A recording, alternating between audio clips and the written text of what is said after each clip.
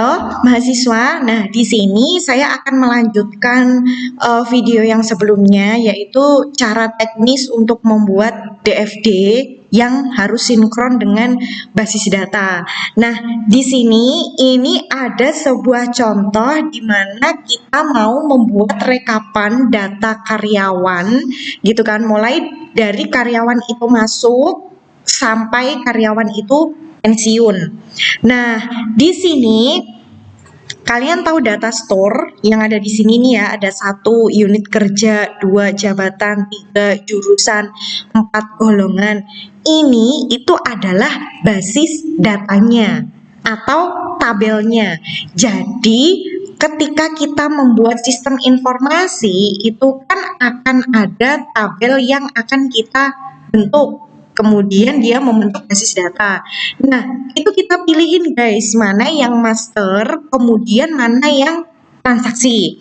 Nah, di sini bisa kita lihat ya bahwa ada beberapa entitas. Yang pertama itu adalah subbagian kepegawaian dan umum, di mana dia menyetorkan data jabatan, data unit kerja, data jurusan, dan data golongan yang ada di instansi tersebut.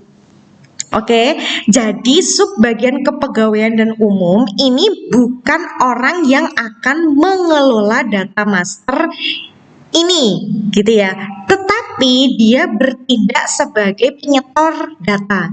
Jadi untuk mengelola data master itu kan ada beberapa data fisik yang mungkin dibutuhkan ya. Kayak yang di video yang sebelumnya saya mengatakan ada data peminjam. Nah, dari mana sih admin perpustakaan bisa mengetahui data peminjam? Ya tentunya dari peminjam itu sendiri. Nah, gitu. Jangan dilupakan ya itu. DFD itu aktor yang ada di sini bukan aktor yang terlibat di dalam sistem informasi, tetapi aktor yang terlibat di dalam sistem.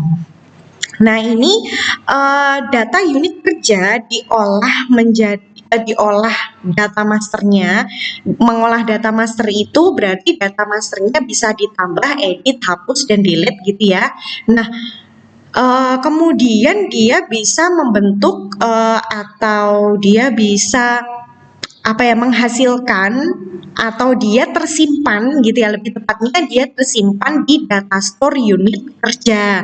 Nah, di sini kita bisa lihat panah yang ke kanan ini adalah untuk merekam. Jadi kalau ada inputan, otomatis inputannya itu tersimpan di data store unit kerja. Nah, kalau misalkan mau kita ubah unit kerja, berarti data store ini kita ambil datanya, kemudian kita masukkan ke mengelola data master. Nah, kemudian nanti akhirnya dia disimpan kembali di data store unit kerja. Ya kan, kalau misalkan kita mau mengubah data, kita ambil datanya dulu, kemudian setelah itu kita proses mana yang mau diubah, mana yang mau di-delete, kemudian hasilnya itu disimpan lagi kan, perubahannya itu ke tabelnya. Nah, logikanya seperti itu. Nah, terus gini, selanjutnya ini kan ada data unit kerja, jabatan, jurusan, dan golongan. Keempat-empatnya ini nanti akan menghasilkan data pegawai. Jadi dia masuk ke pengolahan data transaksi ya. Tapi kalau data transaksi mungkin lebih ke penjualan atau ke pembelian, peminjaman gitu ya. Jadi di sini bahasanya pakai pengolahan data. Nah, di sini ada data pegawai dan kemudian data pensiun. Di mana data pegawai ini dia dibentuk itu dari yang pertama pegawai negeri sipil.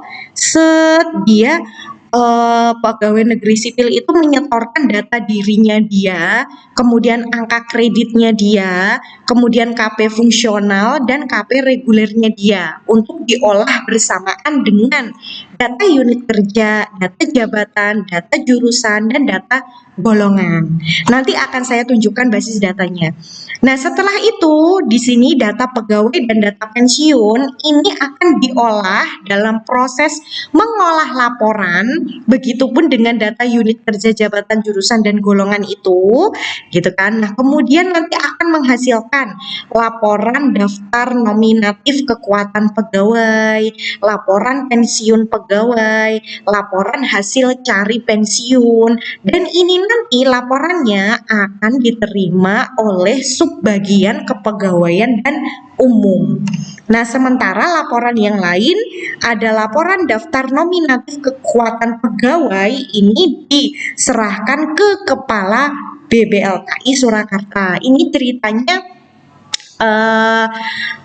yang dijadikan studi kasus adalah BBLKI Surakarta. Nah, di sini guys yang saya maksud di DFD tadi video yang sebelumnya bahwa tidak boleh ada satu gini terus bercabang gitu ya. Maksudnya di sini kan sebagian kepegawaian umum itu kan juga menerima laporan daftar nominatif kekuatan pegawai. Nah, terus Kepala BBLKI ini juga menerima itu gitu. Itu garisnya tetap harus dibuat jadi dua, harus dibedakan, nggak boleh terus ini satu garis tapi modelnya dicabang. Nah, gitu tidak diperbolehkan gitu ya. Nah, setelah itu kita coba cek basis datanya. Yang pertama itu adalah unit kerja. Nah, unit kerja di sini ini kan ada kode unit dan unit kerja. Kemudian ini hanya ada satu primary key ya, berarti dia masuknya ke master. Jabatan juga gitu.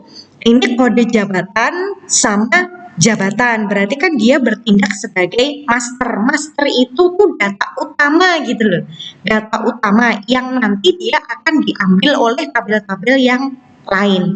Terus kemudian ada tabel golongan dan ruang. Ini ada ruang dan pangkat.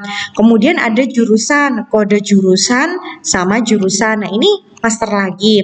Nah, ini yang saya maksud ada tabel pegawai. Tabel pegawai di sini ada NIP, nama pegawai, tempat, tanggal lahir. Nah, ini kan merupakan data pribadi karyawan ya. Otomatis dia didapatkan dari entitas pegawai, ya enggak? Nah, ini pegawai negeri sipil di mana ketika dia pengelolaan data, dia akan menyetorkan data diri pegawai salah satunya dan yang lain angka kredit, KP fungsional dan KP reguler. Nah, kita lanjut. Nah, di sini pegawai, karena yang namanya pegawai itu kan pasti dia berada di unit tertentu. Nah, di sini diberikan kode unit, dia juga ada di jabatan tertentu. Nah, ini ada kode jabatan. Nah, ini kebetulan memang nama unit dan nama jabatan itu tidak berelasi karena jabatan dan unit di sana itu terpisah. Gitu ya, kecuali gini guys, kalau kalian misalkan membuat sistem informasi yang unitnya itu adalah prodi, misalkan unitnya itu program studi sistem informasi, jabatannya kan ada ketua program studi sistem informasi dan sekretaris sistem informasi dan mungkin ada kepala laboratorium sistem informasi. Nah, kalau kasusnya seperti itu artinya unit dan jabatannya saling melekat, maka di kode jabatan itu, di tabel jabatan ini ya, kode jabatan ini ada kode unit. Karena apa? Untuk merelasikan antara jabatan dengan unit gitu. Itu kalau jabatan dan unitnya tidak bisa terpisahkan gitu ya. Artinya ada jabatan itu kalau pegawai itu berada di unit itu gitu. Tapi kebetulan di sini modelnya tidak seperti itu gitu, makanya ini dihapus gitu ya. Saya rasa konsep relasi itu tidak boleh dilupakan sama sekali bahkan sampai kalian lulus, karena jantungnya anak IT itu ada di basis data salah satunya ya. Jadi kalau nggak bisa basis data, nggak tahu relasi, wah itu udah malu-maluin gitu. Nah, terus kemudian setelah kode unit kan berarti dia nanti akan berelasi dengan tabel unit. Saya hijau ya. Nah, kemudian ada kode jabatan. Nah, jadi dia ada di sebuah kode jabatan apa? Berarti dia terhubung dengan tabel jabatan. Nah, kemudian ada kode jurusan. Kode jurusan berarti dia terhubung dengan kode jurusan. Nah, kemudian golongan ruang berarti dia terhubung dengan tabel ruang, golongan atau ruang, ya nggak? Terus pendidikan, lulus, agama, jengkel, status kawin, jumlah keluarga, pengalaman, keterangan, ini semuanya data pribadi yang diperoleh dari karyawan itu sendiri gitu ya. Nah, terus setelah itu ini tabel pegawai karena dia mengambil data dari tabel unit, tabel jabatan, tabel jurusan dan tabel golongan dan ruang, maka di DFD tadi maka unit kerja data store yang ada di sini, data store jabatan, data store jurusan, data store golongan, ini semuanya masuk ke pengolahan data untuk menghasilkan data pegawai. Nah, kita next ke data apa ya tadi, pensiun ya, data pensiun. Ini ada NIP. NIP berarti apa? Dia terhubung dengan tabel tabel pegawai. Nah, kemudian ada KGB, ini kenaikan gaji berkala, ada angka kredit, ada KP fungsional, KP reguler, tanggal pensiun, dan tahun pensiun. Nah, berarti di sini si tabel pensiun itu hanya mengambil data pegawai. Ya kan, data pegawai. Sebentar. Nah, ini guys, kalau kasusnya seperti itu, ini DFD-nya ada yang kurang. Jadi kurangnya gimana? Ini biar kalian tahu sekalian ya. Jadi ini ada contoh DFD yang sudah betul, akan tetapi kurang lengkap. Kalau data pensiun ini, tadi kan dia terhubung dengan data pegawai. Jadi harusnya ada tanda panah dari data store pegawai masuk lagi ke pengolahan data gitu. Jadi harusnya gitu, ke pengolahan data, kemudian nanti dia keluar atau ada tanda gini, tanda panah lagi menuju ke data store pensiun. Kayak ini loh. Kayak ini cuman dibalik arahnya di sini. Jadi ini kan ada pegawai ini, data store pegawai. Nah, dia masuk kembali gitu kan, dia masuk kembali bisa ke pengolahan data karena kan ini belum masuk ke pengolahan data, sementara data pegawai itu kan nanti dia dipanggil di pensiun. Nah, ini dikasih tanda panah ke sini, pengolahan data, kemudian nanti dia ada tanda panah lagi untuk masuk ke pensiun. Sebentar, ini saya copy dulu, saya taruh di Paint ya, biar saya bisa coret-coret dengan doodle. Nah, misalkan seperti ini. Ups. Nah, ini mohon maaf ya kalau gambarnya agak pecah-pecah.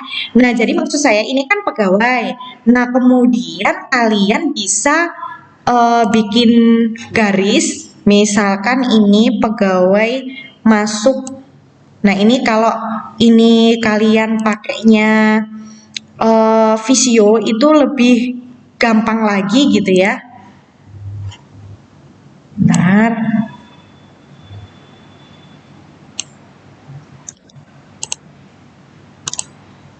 Nah, ini kan dia masuk lagi nih ke sini.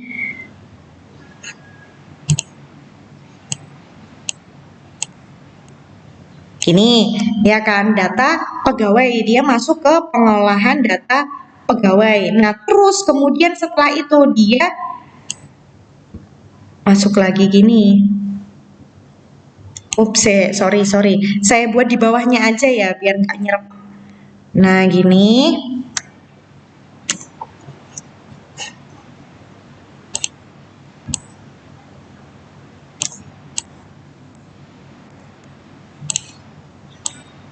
Nah, jadi contohnya seperti itu. Data pegawai ini masuk ke pengelolaan data, kemudian nanti dia keluar lagi menuju data store pensiun. gitu. Nah, seperti itu ya cara membaca dari basis data. Jadi kalau saya sih sama mahasiswa itu karena untuk membangun sistem informasi itu yang paling penting adalah data dan basis datanya. Jadi biasanya saya suruh untuk membuat basis datanya terlebih dahulu. Saya suruh ngumpulin data-data di sana, kemudian entitas yang terkait apa. Kalau mahasiswanya sudah bisa bercerita, kalau mahasiswanya sudah menemukan format laporan atau iya sih biasanya format laporan, karena dari format laporan itu kita tahu datanya. Jadi misalkan ada laporan tabel gitu ya, dalam bentuk tabel ada 10 kolom.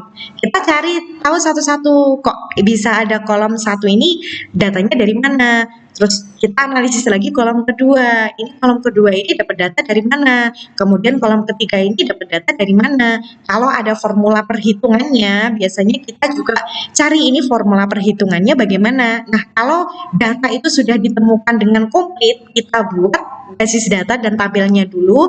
Nah, kemudian setelah itu kita susun untuk DFD level 0-nya terlebih dahulu. Biasanya seperti itu. Itu lebih cenderung cepat ya. Jadi sekali lagi yang namanya DFD itu tidak hanya sinkron antara diagram konteks, berjenjang, DFD level 0 dan DFD level 1, akan tetapi di sini juga harus sinkron dengan basis datanya. Nah, sebentar. Terus setelah kita bahas basis data ini, kemudian ini ya ada tabel ada DFD level 1 pengolahan master data. Jadi pengolahan yang ada di sini ini, mengolah data master, pengolahan data, mengolah laporan ini kan akan di breakdown jadi DFD level 1. Nah, yang pertama kita buat DFD level 1 untuk pengolahan master data ya. Nah, master data tadi yang kita jabarkan kan ada unit kerja, ada jabatan, ada jurusan, dan ada golongan. Nah, itu kita detailkan seperti ini. Nah, terus kemudian setelah itu ada DFD level 1 pengolahan transaksi. Tadi kan ada data store pegawai dan data store pensiun yang kita perlukan ya. Nah, nanti kita jabarkan seperti ini. Ini pengolahan pegawai dan ini pengolahan data pensiun. Nah, data yang berkaitan dengan pengolahan pegawai ini apa saja? Masuk ini semua. Termasuk ini ya, pegawai negeri sipil ini kan data dirinya masuk ke sini, kemudian dia juga masuk ke pengolahan pensiun, kemudian unit kerja, jabatan, jurusan, dan golongan ini masuk ke pengolahan pegawai semua. Nah, seperti itu, dia juga masuk ke pengolahan pensiun kalau misalkan itu ke pensiun. Jadi modelnya didetailkan gitu dari yang tadi. Terus kemudian untuk yang pengolahan laporan ini, karena tadi laporannya kan ada beberapa ya, ada laporan hasil cari pensiun, ada laporan pensiun pegawai, ada laporan daftar nominatif kekuatan pegawai. Nah, ini didetailkan satu-satu.